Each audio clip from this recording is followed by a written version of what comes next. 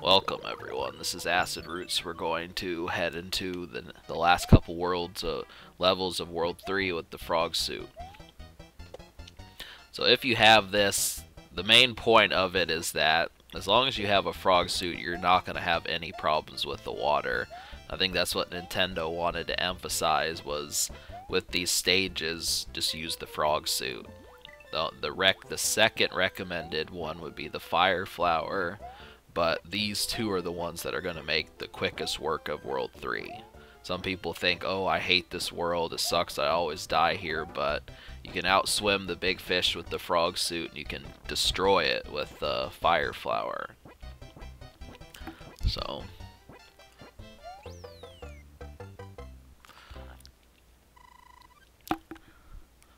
but yeah, I mean, that stage did not necessarily feel like as much of fun to me. That's the only problem. I mean, I say I like most of these stages, but these are the stages I like the best, is these on land ones.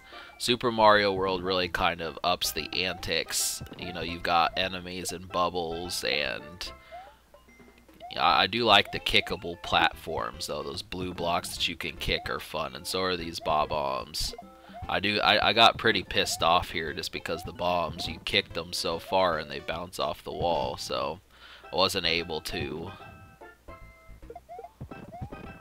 So that probably should have destroyed it, but it didn't. So my guess is that it wasn't the bombs that destroy the wall, it's the Koopa shell. I think I die on this stage, actually.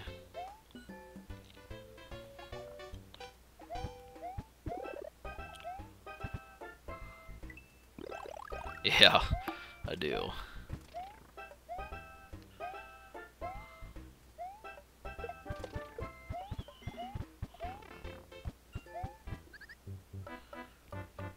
Classic way to die in Mario. But yeah, like I was saying, there's definitely some antics in Super Mario World. You get the ones with the cape that give you the Super Mario, Cape Mario, and then you jump on the fence and you get to punch off the Koopas in the castles. I mean, there's just so much good ideas that they had. This and Super Mario World had the best ideas in Mario. The first one, the 1985 one, emphasized a lot of stuff, but it was pretty stark. And stark means plain and lacking color and personality. And that was the main thing about it, was that. But it did.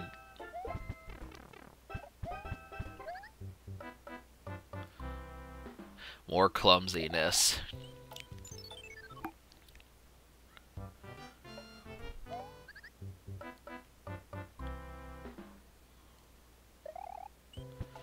Let's see. This is the last stage in World 3. So,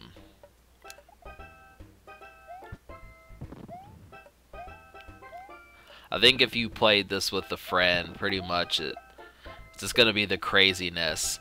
Normally, it gets a lot more fun when there's someone who really hates to lose.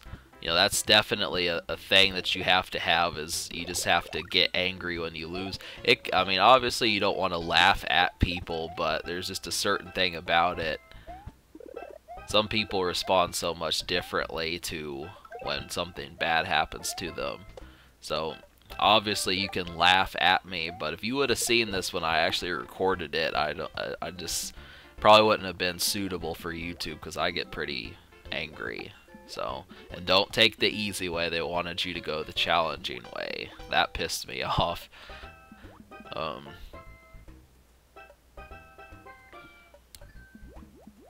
think that would piss anyone off, actually, but alright, so that's it for World 3. We just have to take on the airship, Wendy O. Koopa.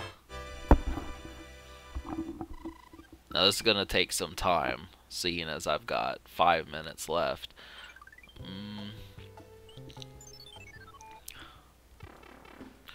Now Wendy, the thing about Wendy is that I remember reading a description on her, and they say that she's spoiled.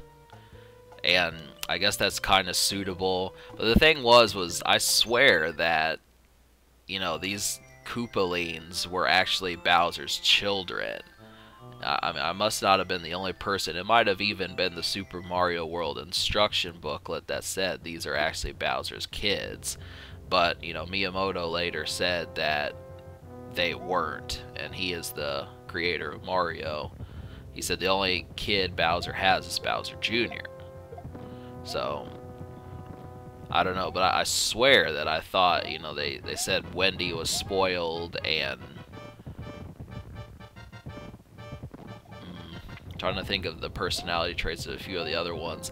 Iggy was the smart one, and Lemmy was kind of the crazy one. I don't really remember what Roy was like. He's the one with the glasses, the sunglasses. You know, of course, I guess he was probably the cool one, because, you know, back in 1990, 91, wearing sunglasses indicated that you were the man. Ludwig was kind of seen as like the second strongest one after Bowser. I swear, I mean, I knew some of these personality traits of them, but, you know, it's just been really rescinded lately. So this one gives me trouble, much to my dismay. Now, if you just go to the castle, you'll get that dialogue, like I said last time. But it's interesting to note that these little pipe worlds, you know, they're just there just to, you know, get you going across a landmass. It's kind of, this feels like they should have something like a person you can chat to or something. But the Nintendo was not very good at getting dialogue from people. You know, if you were to play the original Final Fantasy and talk to a few of the citizens, they'd pretty much have like one sentence for you to read.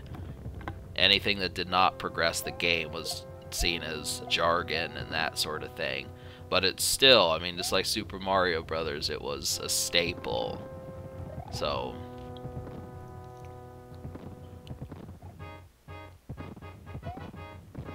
but yeah, I definitely think if you're like me and you're just kind of sad that Mario pretty much reached its climax with this game in Super Mario World, the answer is it didn't. I mean, New Super Mario Brothers for the DS is basically hit number 3. It's as good as these two.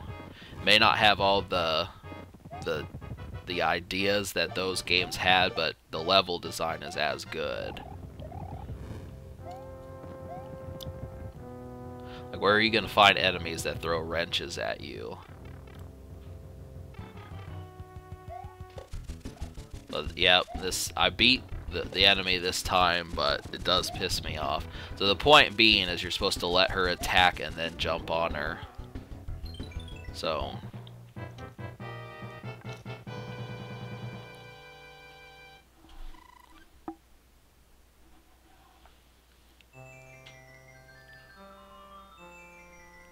that's it for World 3. You really don't see that many water stages left in this game.